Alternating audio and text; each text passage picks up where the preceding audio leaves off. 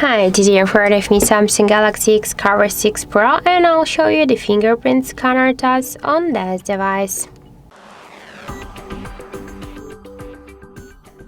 I just set up my fingerprint to the scanner on the power key button on the right side of our device, and now I'll make a couple of tries to unlock the device with my finger, and we'll see how fast this feature is and does it works.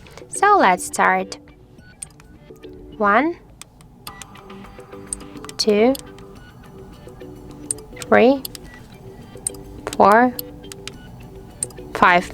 So as we can see, with this simple touch to the power key, unlock the device less than in half of the second. This is a really good result for the fingerprint unlock method. I just suggest you to try this unlock method, but don't forget that the fingerprint is less secure than the pin code or passcode unlock methods.